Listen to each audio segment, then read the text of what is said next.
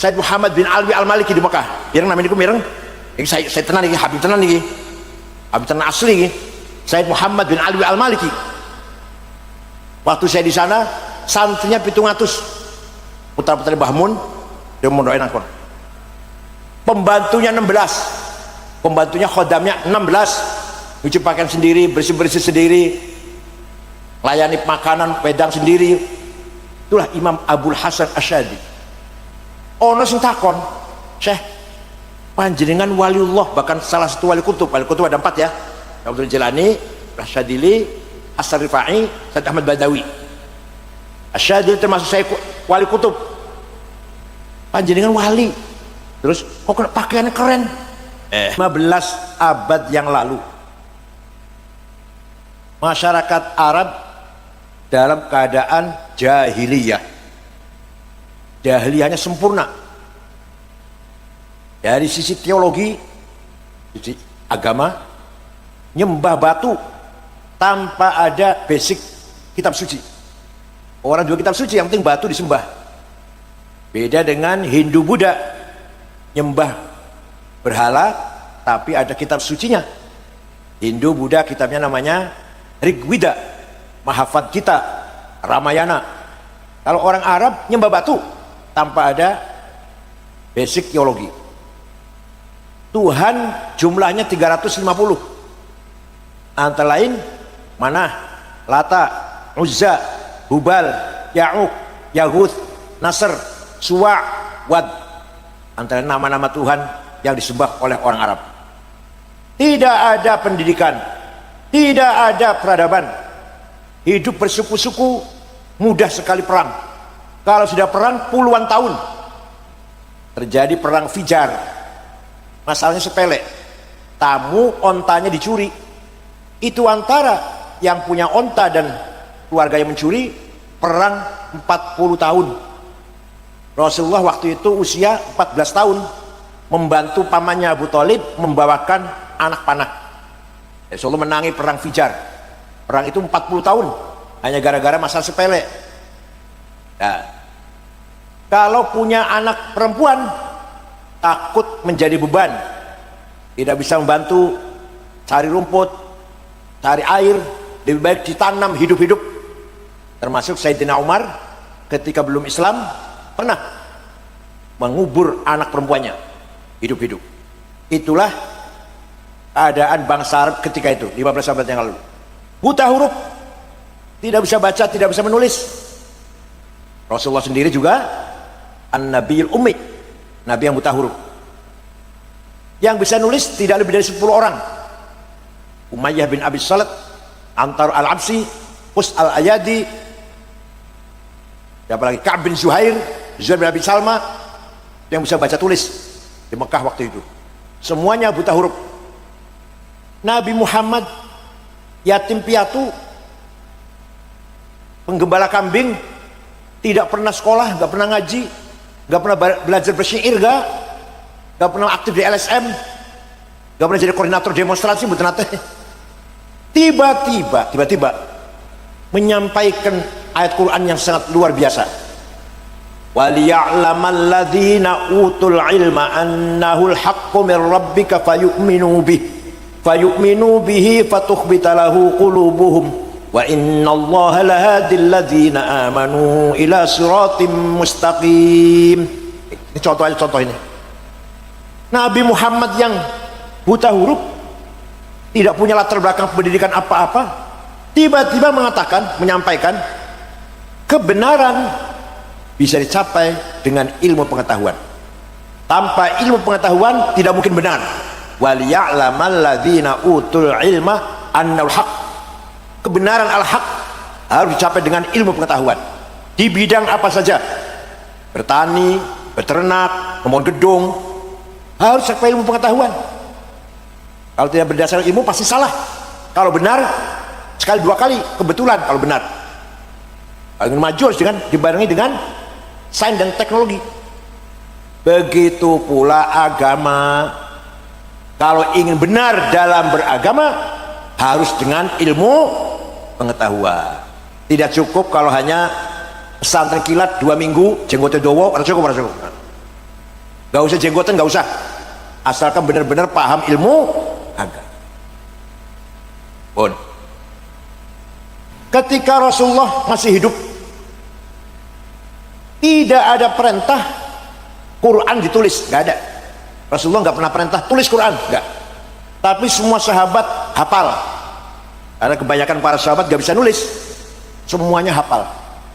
Kalau hafal sudah barang pasti tidak butuh tulisan, mau hafal. Kulo hafal kulo, butuh tulisan, mau coba butuh tulisan aku, mau hafal.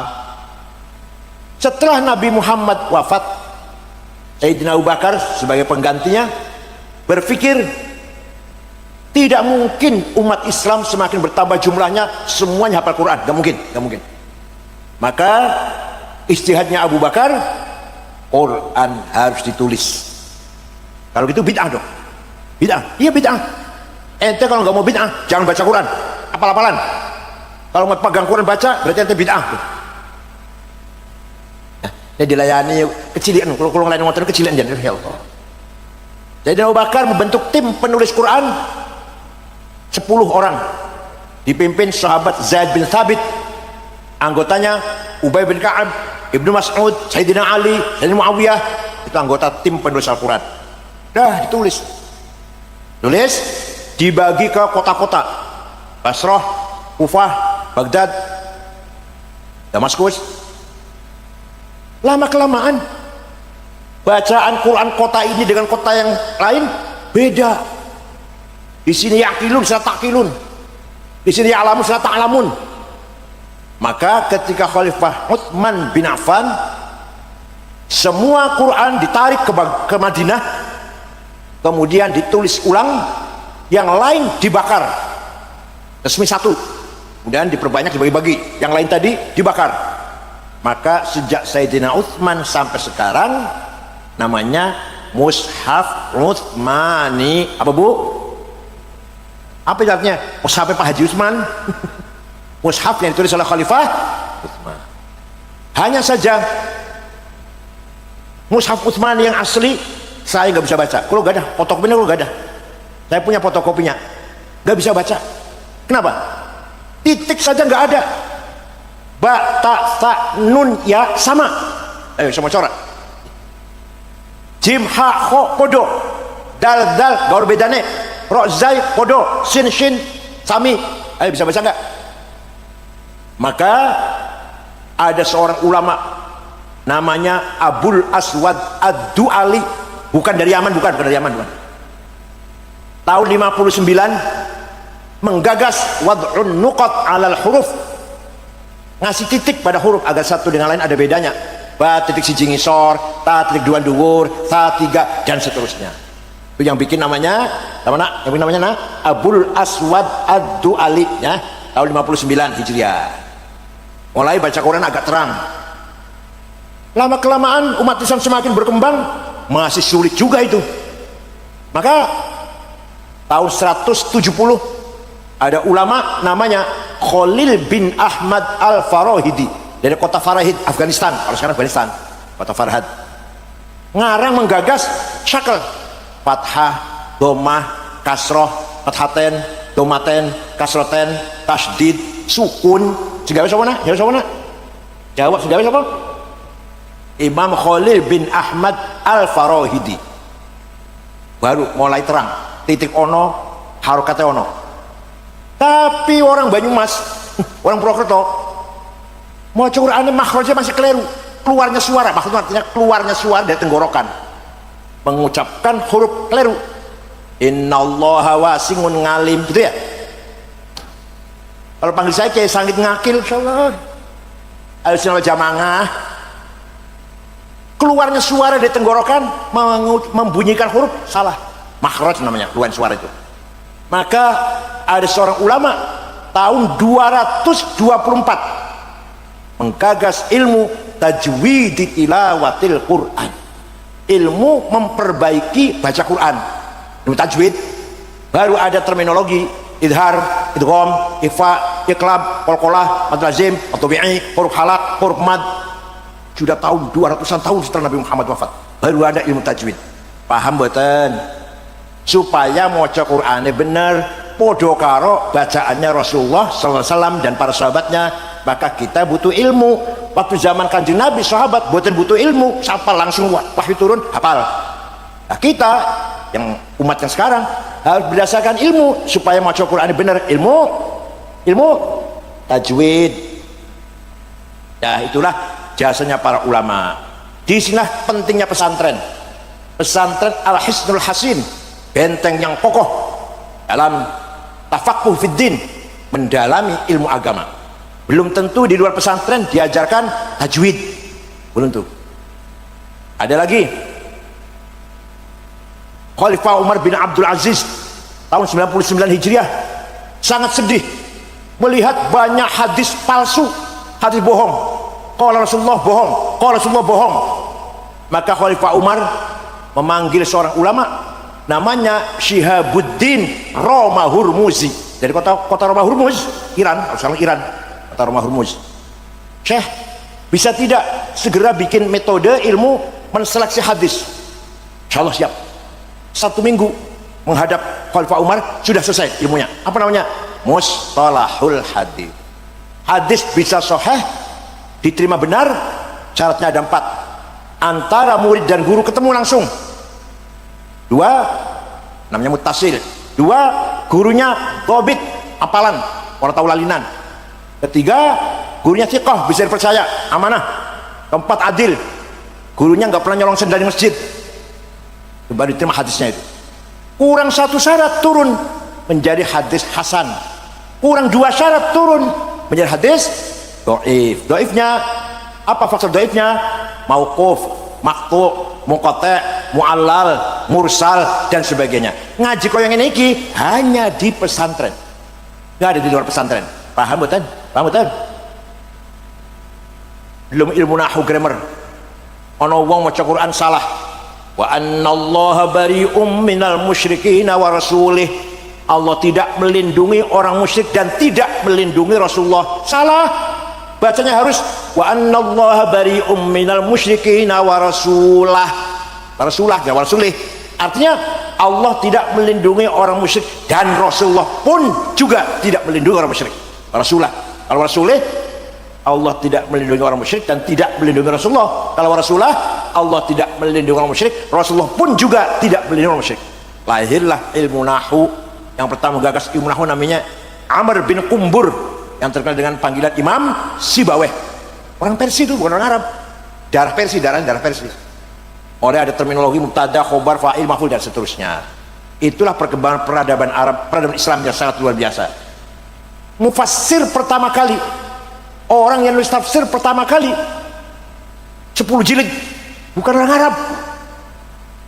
Abu Ja'far Ibnu Jarir At-Tabari, tafsir Tabari, orang Tabaristan. Orang Tabaristan itu orang pertama kali orang yang mengumpulkan hadis 10 orang. Arab cuma 1, Imam Muslim. Imam Muslim Arab. Bukhari Uzbekistan, Soviet dulunya, sekarang Uzbekistan.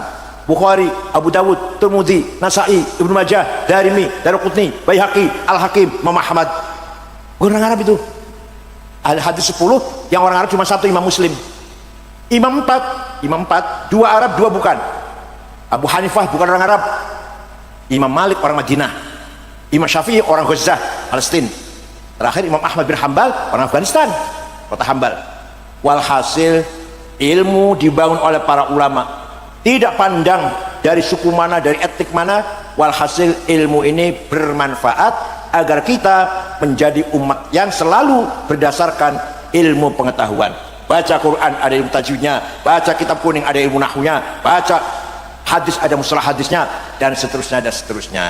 Maka lahirlah peradaban Islam, thaqafah Islamiyah, dengan bangunan ilmu, khazanah ilmu yang sangat luar biasa. Orang yang pertama kali menggagas matematik ilmu hitung Jabir bin Hayyan Al-Azdi, wafat tahun 160 Hijriah. Amerika dulu ngono, Amerika tidak wonten ibu, Eropa masih bodoh. Baghdad sudah punya ilmu namanya ilmu matematik. Jabir bin Hayyan orang pertama kali menggagas angka 0. Artinya kalau nulis 10 X nulis 10 artinya. Kalau 20 ya X nya 2, kalau 10 X nya 10, kalau 100 X nya 10, kalau 1000 X 100 jajar. Betapa repotnya itu. Imam Abu Yusuf Al-Khwarizmi menggagas 0, 10, 10, 100, 100, 1000, 1000. Ya Allah, orang Islam Pak. Yang bikin 0 itu orang Islam. Abu Yusuf Al-Khwarizmi. Orang pertama kali menulis tentang penyakit cacar, kitab namanya Al-Hawi, Abu Bakar Ar-Razi, Dr. Abu Bakar Ar-Razi. Orang pertama kali menggagas kacamata, bikin kacamata, Hasan bin Haytham. Orang pertama kali terbang, mencoba terbang, Abbas bin Farnas. Niru burung, meniru manuk, terbang sekali sukses, 2 kali sukses, 4 kali jatuh mati. Tapi dalam secara tercatat dia pertama kali orang mencoba terbang. Orang pertama kali mencatat planet-planet di ruang angkasa, Abdurrahman bin Hawqal. Orang pertama kali menyelidiki peredaran darah dalam tubuh manusia, Abdurrahman bin Nafis. Belum lagi ilmu ukur handasah Al-Bairuni, dan seterusnya dan seterusnya. Oleh karena itu Islam bisa kokoh, bisa kuat kalau berdasarkan ilmu. Kalau hanya berdasarkan demo, takbir, nggak tongkat, gak akan maju itu, gak akan maju itu. Islam bisa maju kalau di basic, diperkuat dengan ilmu pengetahuan. Nah sekarang ayo kita jangan ketinggalan, monggo jangan ketinggalan. Zamannya sudah sangat apa ini sangat menantang. Alhamdulillah Gus Dur wafat pun orang ketemu karo apa TikTok, Instagram, WhatsApp, apalagi AI. Waduh, kalau Gus Dur masih ada barangkali orang juga banyak menghina Gus Dur dengan AI itu. Apalagi Gus wafat, Gus Dur wafat, Sanu Khalid Majid wafat, orang menangi. Lah kula sih menangi, waduh repot banget. Manfaatnya kata Google, manfaatnya banyak. Kita tidak usah punya perpustakaan berlemari-lemari, nggak usah. Di dalam satu HP ini buka Google, mau cari apa? Mau cari apa? Pengen kenal siapa itu Imam Syafi'i, wonten. Lahir di sini, tahun sekian, mati di sini, apa dan apaannya, idenya apa, gagasnya apa. Pengen Sunan Gunung Jati, wonten. Prabu Kian Santang, wonten. Ada semua. Kiai Hasyim Asy'ari itu siapa? Gus Dur itu siapa? Ada di Google itu.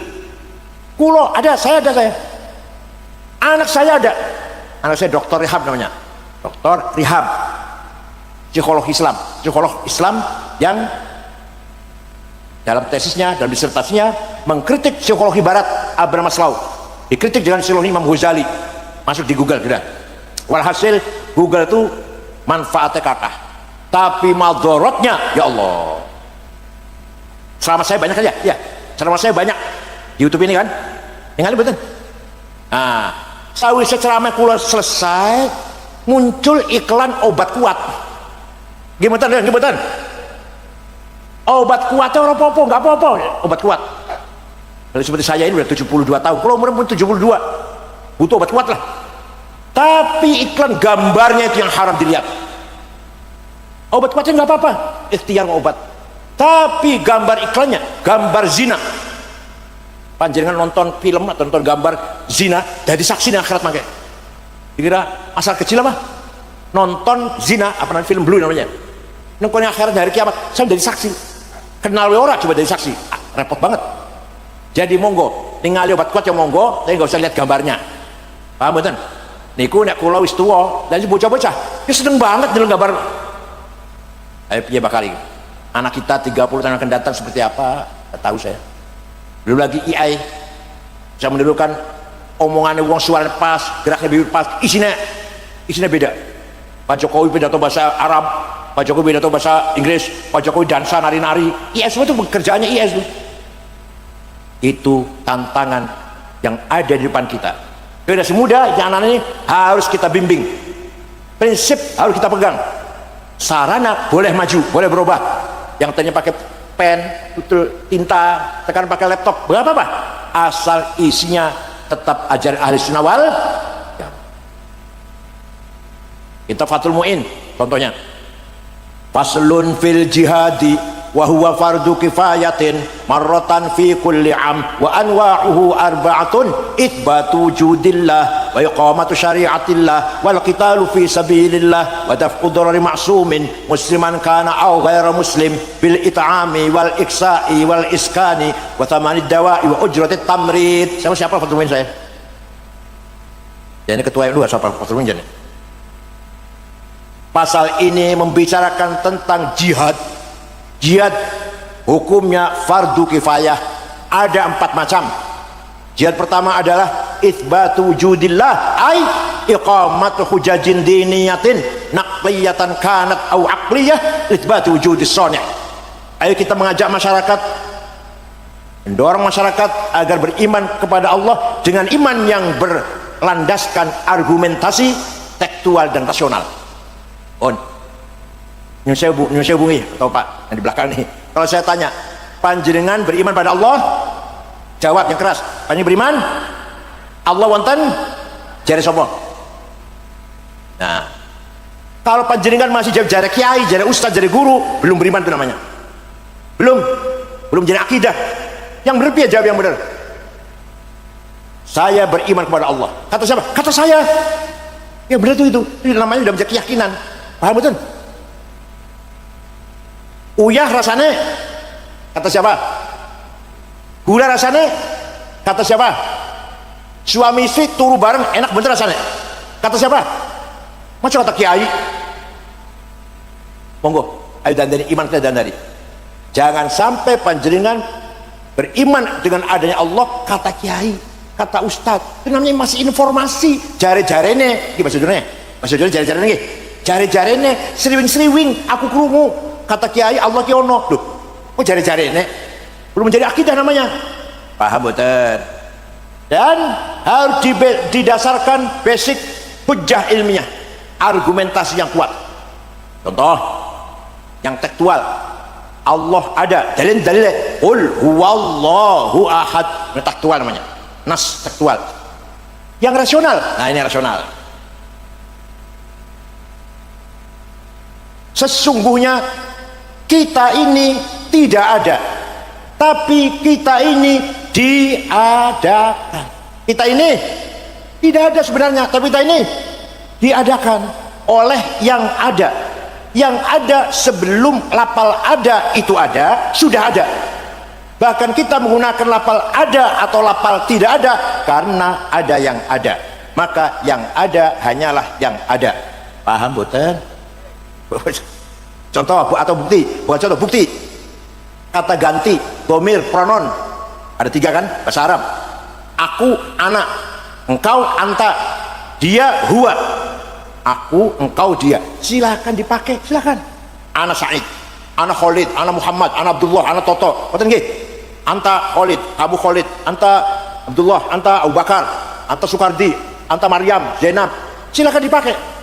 Dia Maryam, dia Zainab, dia Fatimah, dia Muhammad, dia Ahmad. Tapi nanti mati semua. Mati semua enggak? Mati semua tidak? Kalau sudah mati semua, tidak ada aku Said, aku Ahmad, aku Abu Bakar, enggak ada kan? Aku yang lain udah enggak ada. Tinggal aku satu yang masih ada. La ilaha illa ana fa'budni.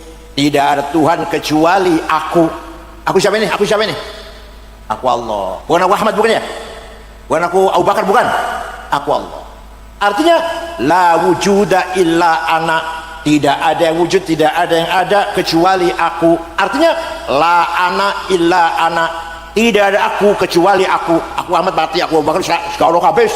Aku Khalid gak ono, aku Zainab gak ono. Tinggal aku, Allah yang ada. La ana illa ana. Paham betul? Paham betul? Apa ngajine ngaling? Sudah bukan akhir. Senengane ngaji sudah bukan akhir.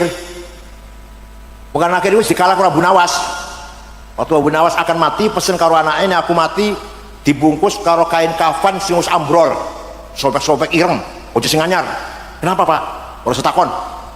Begitu mati anaknya cari kain kafan yang sudah ambrol, sobek-sobek, bau lah. Taruh di kuburan, dikubur. Bukan akhir datang mau nanya marah buka. Begitu masuk kaget muka anak, loh ini mah sudah lama ini, saya salah masuk. Balik mana gaji telepon ya. Jadi ngaji ojo cerita muka akhir terus kalah karo Abu Nawas. Anta engkau Ahmad, engkau Toto, engkau Solihin, engkau Zainab, engkau Maryam, mati kabeh bakal tinggal anta satu yang tidak mati. La ilaha illa anta subhanaka inni. Tidak ada Tuhan kecuali engkau. Itu artinya la wujuda illa anta. Tidak ada yang wujud kecuali engkau. Artinya la anta illa anta. Tidak ada engkau kecuali engkau. Engkau sudah mati kabeh, tinggal engkau Allah yang ada. Paham? Begitu pula dia dia Ahmad, dia Toto, dia Khalil, dia Zainab, dia Maryam, mati kabeh. Tinggal dia satu yang enggak mati.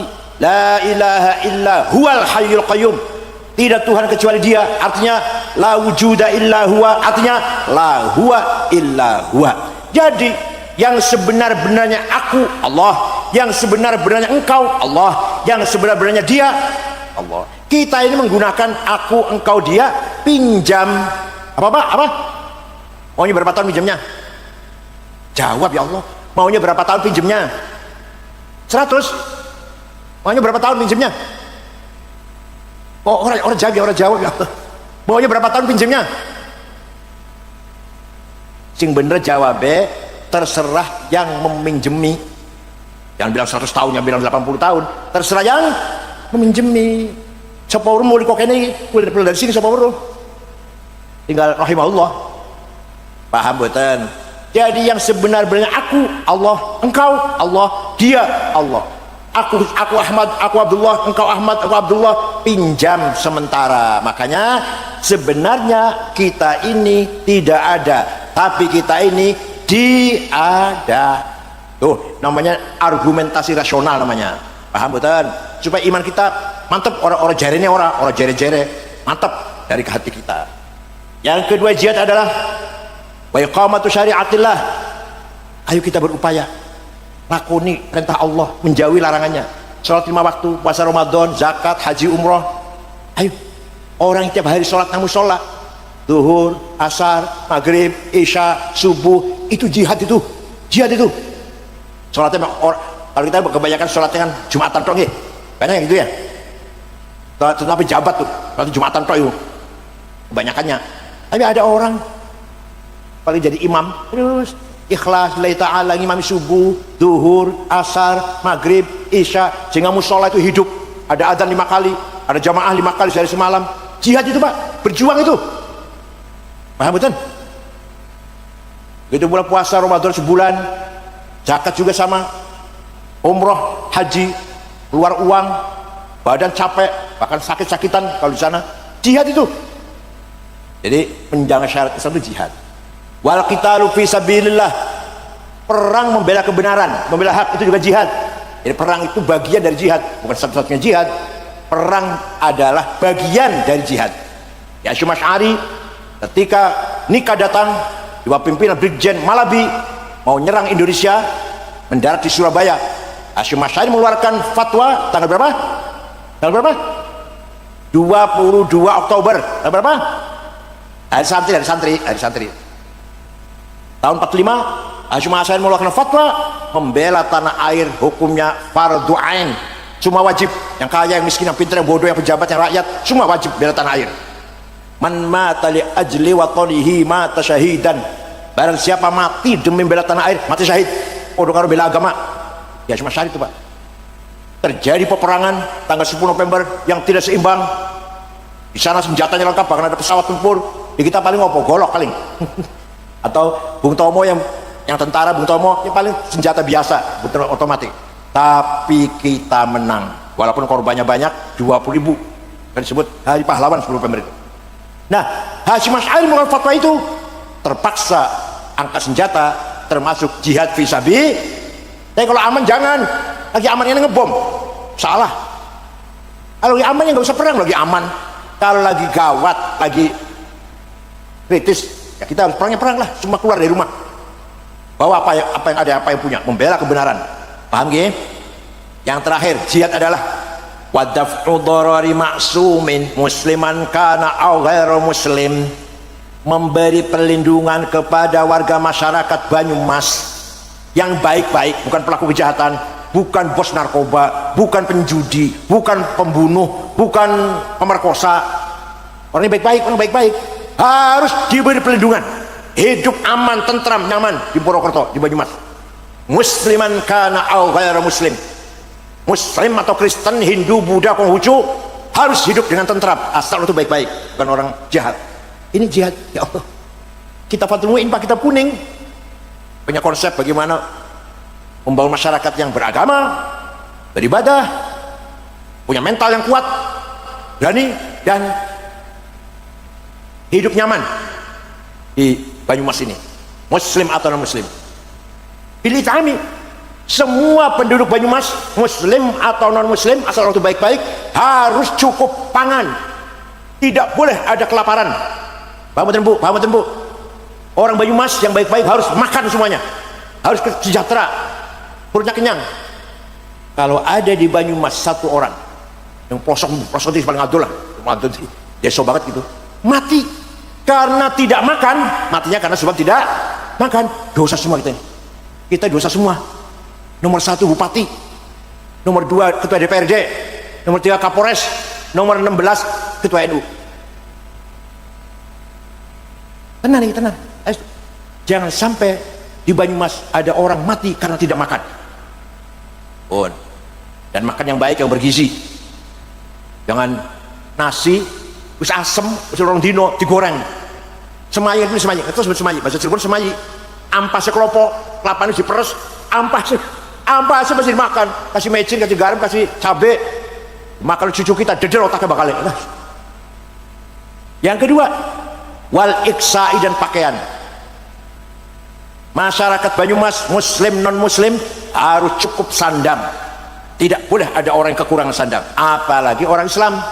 Sholat pakaiannya harus suci, sudah barang pasti. Sarungnya harus 7, yang maksud siji. Yang punya sarung cuma 1, yang WC, yang kecoberan, yang kuburan, yang pasar, yang masjid itu orang ganti. Betul sah najis nih Bu. Ini panjenengan harus punya sarung piro, pitu, tambi, pitu, kaos, celana dalam, topong, kopiah. Coba Kanjeng Nabi, Masya Allah, menjaga keharuman masjid, melarang sahabat yang baru saja makan bawang mentah, bawang merah, gak usah jamaah, mengganggu baunya masjid. Kanjeng Nabi melihara kebersihan dan keharuman masjid. Kanjeng Nabi orang baru petai, contohnya petai, orang baru petai Kanjeng Nabi segitunya. Khudhu zinatan 'inda kulli masjid, ambillah perhiasan, ya maksudnya ganti pakaian yang bagus ketika kamu berangkat ke masjid. Toilet harus bersih, Masya Allah. Ada orang musola nih Bu, toiletnya kosong, ciduknya bolong, yang sore coklat kuning, kecuali 2 tapak kaki yang gak coklat. Musolanya tikare bolong sobek, lampunya 5 watt. Teko imame teko sarungnya cap gajah duduk, sandali lili, bajunya kokorong bulan durung ganti, kopinya ireng sabun coklat, menyedihkan sekali. Toiletnya pom bensin lebih bersih daripada toiletnya musola sampean. Gimana? Pom bensin lihat, toiletnya bersih, harum baunya. Kita di masjid malah kotor, ya Allah. Wal iksai dan pakaian. Seorang ulama besar, waliullah bahkan, waliullah namanya Syekh Abil Hasan Asyadili, pendiri Tarekat Syadiliyah. Guru beliau namanya Syekh Abdus Salam bin Masis, kuburan di Tetuan, Maroko. Abdus Salam Masis gurunya namanya Abu Madyan Syuaib Al-Ghauth, kuburan di kota Wahrun Aljazair. Syekh Syadili kuburan di Mesir. Tiap hari waliullah nih, tiap hari pakaiannya ganti, harganya mahal. Jasnya terdiri dari bahan wol dormil semeter 12 juta, sepatunya Hermes selawe juta, kacamata Cartier 45 juta, pulpennya Montblanc 15 juta, tasnya Gucci 75 juta, baju Christian Dior Pierre Cardin bajunya itu 7 juta, ikat pinggangnya Belly 4 juta. Ya Allah, waliullah, rumahnya villa gede, kendaraannya kereta ditarik 2 kuda. Apartnya kalau sekarang ya Alphard lah, Alphard atau BMW atau Mercedes atau Audi, bukan Luxio, Grand Mark, bukan. Pembantunya 16, pembantunya khodamnya 16, cuci pakaian sendiri, bersih sendiri, layani makanan pedang sendiri. Itulah Imam Abul Hasan Asyadi. Ono sing takon, Syekh, panjenengan waliullah, bahkan salah satu wali kutub ada 4 ya, Abdul Jilani, Asyadili, As-Rifai, Said Ahmad Badawi. Asyadili termasuk saya wali kutub. Panjenengan wali, terus kok pakaiannya keren, minyak wangi aja Louis Vuitton 7 juta sebotol, atau Bulgari 5 juta, buat misi kan, Insya Allah. Jawab ya. Tapi ya kiai yang lain kok nyempul pakaiannya, jenengan kok mewah. Gini nak, libasi yakul, pakaianku iki iso ngomong, pakaian iso ngomong. Ngomongnya piye? Ayuhan nas ana ghani fala tarhamuni. Pakaianku sing bagus iki iso ngomong, wahai masyarakat, saya kiai kaya, gak usah kamu amplopin. Artinya kalau kiai pakaiannya bagus. Kalau kiai pakaiannya memprul, itu pengen ngomongnya ayuhan nas ana fakir farhamuni. Wahai masyarakat, aku kiai melarat, ya amplop-amplop ta fidya-fidya ta.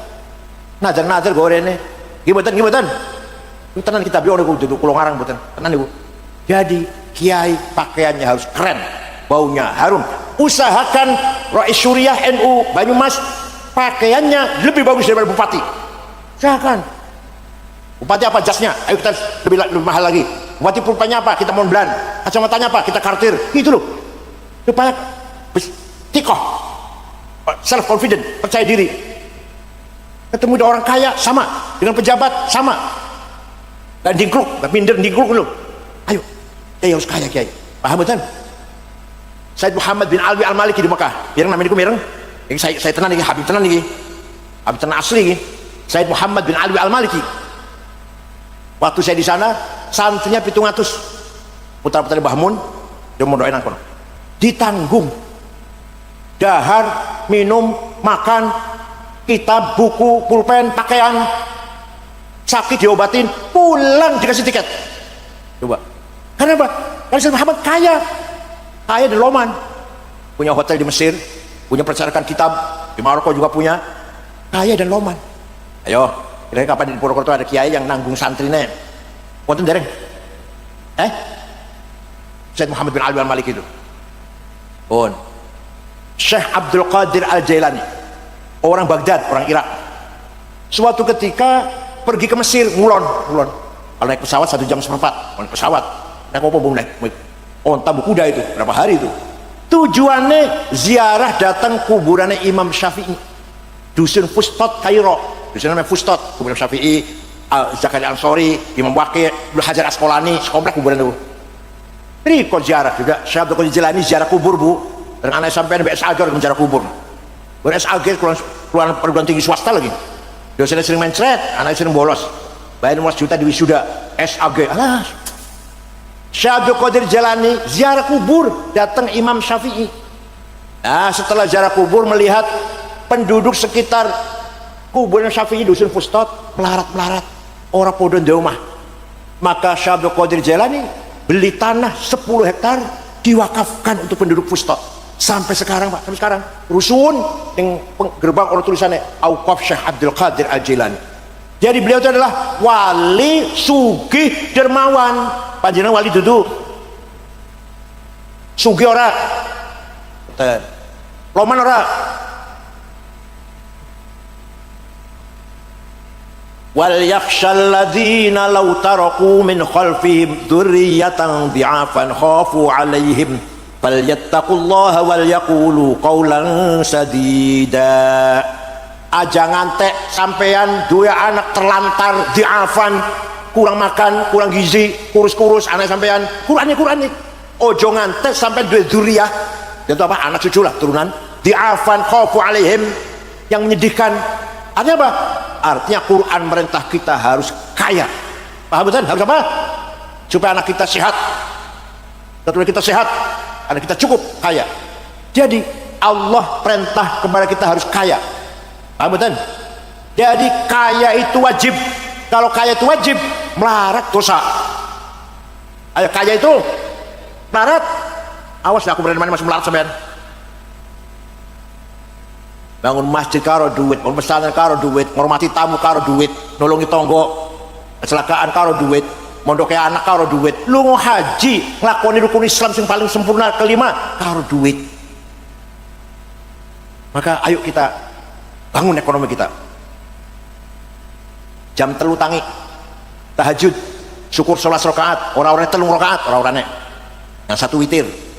Setelah sholat tahajud, istighfar ping 100, sholawat ping 1000, alif lam sajdah sepisan, yasin sepisan, waqiah ping 3, tabarok sepisan.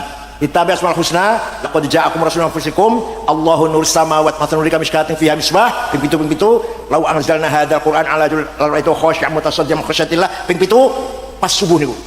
Pas subuh setengah gangsal selesai itu. Salat subuh, bar salat zikir, luru duit, cari uang yang halal. Sampai duhur makan siang, istirahat, salat, cari duit lagi sampai asar istirahat, salat asar, cari duit lagi sampai maghrib. Itu dua-duanya sama-sama ibadah. Paham betul? Salatnya ibadah, golek duit sing hal ya. Bukan berarti saya ngejak sama sugih meremehkan ibadah, tidak. Ibadah tetap ibadah, lur duit juga ibadah. Salat iya, lur duit iya. Masya Allah. Sayyidina Utsman, sahabat yang pasti masuk surga. Ada sahabat 10 sudah dikasih tahu kamu tuh pasti masuk surga. 10. Abu Bakar, Umar, Utsman, Ali, Sa'id, Thalhah, Zubair, Abdurrahman bin Auf, Amir bin Jarrah. Sayyidina Utsman sudah pastikan masuk surga.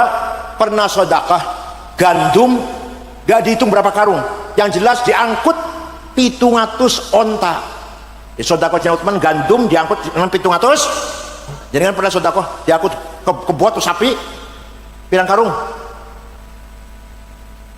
Kiai Wahab Hasyim Asy'ari deklarasi NU, Kiai Wahab orang kedua, muter-muter sampai ke Palembang sosialisasi NU Pak, ketemu dengan Kiai asal dari Semarang namanya Kiai Kamil Soleh berdiri NU di Palembang. Ke Banten Menes Pandeglang ketemu dengan Kiai Abdurrahman berdiri NU di Banten. Ke Betawi Jakarta Guru Marzuki Cipinang berdiri NU di Jakarta Betawi. Bogor Ajengan Pagentongan namanya Kiai Abdul Hamid. Cirebon Kiai Abbas Buntet. Semarang Kiai Ridwan, Lasem Mbah Masum, Kudus Adil Asnawi Kudus, Cepu Kiai Ihsan, sampai ke Lombok. Wah, tahun 30 itu, 30, 35, gitulah cerita tahun itu. Ke Lombok Tengah, jumpa dengan Kiai Hasun dan Kiai Faisal berdiri di Lombok.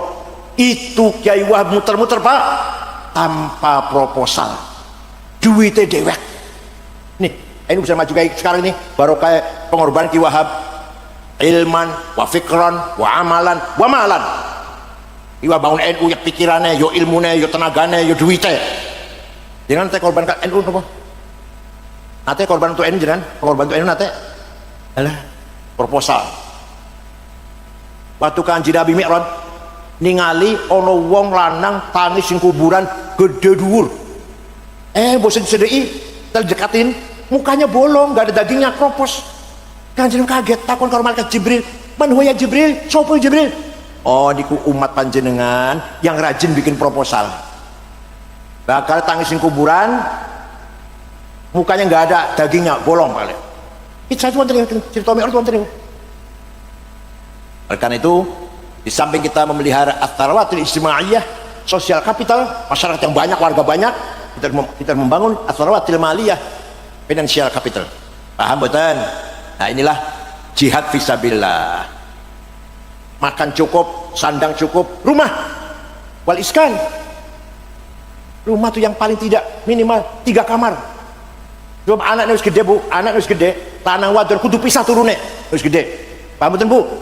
Minimal ada 3 kamar untuk orang tua dan anak laki 1, anak perempuan 1, dewe-dewe. Jangan cuma 1 kamar. Memang sekamar ya Allah. Bapak, ibu, anak sholat, wiridan, baca Quran, apa nih, mangan, temu tamu nang kono, enggak, tidak ideal, tidak pantas.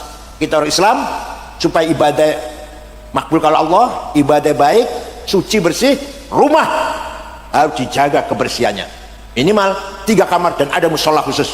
Kamu ya, itu namanya wal iskan. Watamani dawai dan obat-obatan, ojol tamu dan biaya kesehatan, periksa dokter, operasi apa aja lah, endoskopi, itu harus kita wujudkan. Semua masyarakat Purwokerto harus mampu menjaga kesehatannya. Itu namanya jihad fisabilillah. Paham betul? Kitab itu dibaca di pesantren Lirboyo, itu tamatan Sawiyah harus paham itu. Mulai Lirboyo biyen tahun 68 sampai 71 patuhin hatam kula Lirboyo. Coba ada lagi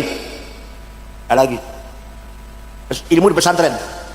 Ada 2 syair, Zaidut Tawilul Abyadu ibnu Maliki bi baitihi bil amsi kana muttaqi biyadihi sayfun lawahu faltawa hadhihi maqulatun ashrun sawa kiai ini gak pate paham Zaidun utawi Zaid itu atau wong dhuwur, al-abyadu kulite putih, Ibnu Malik anak Iman Malik, fi baitin jero omae bil amsi wingi kana mutaki tongkrong biadi saifun tangan kel golok lawahu bengkokaken sapa Zaid ing golok fatawa mau dadi bengkok apa golok. Dikira cuma sesederhana itu apa? Bukan, itu ada kategori ten.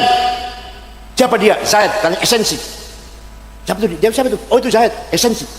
Yang mau maju ketua NU ya? Ya, seperti apa kapasitasnya, kemampuannya, intelektualitasnya, seperti apa? Hubungannya orang lain seperti apa? Dia belajarnya di mana? Kalau kita akan milih ketua NU, bolehnya sekedar anak kiai kita pilih, di luar anak kiai orang dipilih, enggak. Kalau kita betul objektif pakai ini, siapa dia? Seperti apa dia itu? Hubungannya seperti apa? Posisinya seperti apa? Jadi Zaidun esensi atau wilu quantity, al-abyadu quality, Ibnu Malik relasi. Fi baitihi jeromai time place bil amsi time kana muttaqi posisi tongkrong tuh. Jadi tongkrong posisi namanya itu. Kemudian biadi saifun tangan kelgolok to have lawahu aksi faltawa reaksi. Ya Allah, ini kiai kalau ngerangkai kayak gini tampilnya pinter-pinter bakal ya. Cair otaknya cair itu. Kalau kita mau melihat orang supaya objektif, siapa dia? Kapasitas seperti apa? Kualitas seperti apa? Hubungan orang lain seperti apa? Posisinya apa? Di mana? Kapan? Dia punya kekuatan apa? Punya kekuatan apa dia? Dia punya golok. Tadi kan kalau golok Z. Dia punya kekuatan apa? Namanya to have namanya. Kemudian dengan kekuatan itu apa dia perbuat? Aksi. Setelah dia perbuat, apa akibatnya? Reaksi. Ini namanya kategori ten. Di pesantren diajarkan. Gue pesantren diajarkan di sini nih. Ya Allah. Satu lagi contoh, satu lagi. Sabu-sabu, heroin, kokain, narkoba haram. Di Quran tidak ada. Di hadis betul wonten. Ijma betul wonten. Itu harus pakai kias, otak harus cair. Ini otak harus cair. Ya caranya. Ada muskirun, ini barang memabukkan, namanya muqaddimah sughra, namanya premis minor. Wa kullu muskirin khamrun, setiap mabukkan masuk golongan khamr, namanya muqaddimah kubra, premis major. Wa kullu khamrin haram, sedangkan khamr itu haram, namanya qaul syarih, legal statement. Maka kesimpulannya hadza haram, narkoba itu haram, namanya natijah shadiqah, positive conclusion. Ya jadi buat mereka ini itu harus seperti itu. Insya Allah kiai bakal cerdas nih Bu. Makanya kalau munas, para kiai NU kalau munas menjawab pertanyaan 15 pertanyaan 2 hari selesai. Itu pakai kias, otaknya cerdas. Tapi kalau bukan kiai NU ditanya 15 masalah, hukumnya sholat Jumat di kantor, hukumnya kripto, hukumnya bitcoin, hukumnya apa, bursa saham, hukumnya cloning, rong tahun dulu tentu bisa menjawab itu. Dan Qurannya orang hadis orang mereka maunya kan Quran hadis. Kalau kiai Quran, hadis, ijma dan ya, kias ada 9. Aulawi, burhani, mantiki, jadali, istiqra'i, tamthili, khitabi, syi'ri, iqna'i. Kalau saya terangkan 2 tahun ini penguatan manpun ilmu kiai ini Bu. Oleh karena itu ayo pesan al-hidayah harus maju, harus bermanfaat untuk masyarakat. Anak kita percayakan di sini. Insya Allah di samping ilmu, di pesan ada manhaj tarbiyah ruhaniyah, ada membangun karakter, akhlakul karim. Ini pesantren. Tidak ada antar pesantren tawuran, betul betul. Gimana? Tapi tak antar SMP betul. Nah, antar SMA betul. Tapi tidak antar pondok tawuran, tidak ada. Waktu kula teng pesantren, duduk-duduk dengan teman itu, tidak pernah yang diobrolkan tuh mengko bakal kita jadi apa, gaji piro. Muter wonten ibu ngobrol wonten betul wonten. Gimana? Kiai-kiai sing pesantren. Atau yang pondok itu ono yang ngobrol. Oh bakal aku jadi apa ya? Gaji piro ya? Golongan pangkatnya apa? 2A, 2 apa 3A Ose betul wonten. Artinya apa? Santri luru ilmu tentang pesantren bukan karena ingin jabatan atau kerjaan, pancen cinta pada ilmu yang dia dalami. Artinya apa? Ibtigha amardha. Tuh kelebihan pesantren. Insya Allah putra panjenengan keluar dari pesantren punya karakter, kepribadian, mandiri, tidak membebani orang lain. Kayak ingin cari jabatan, dapat gaji dari negara, enggak, mandiri. Aku bilang, oh, bukan pegawai negeri, bukan? Ya urip kok.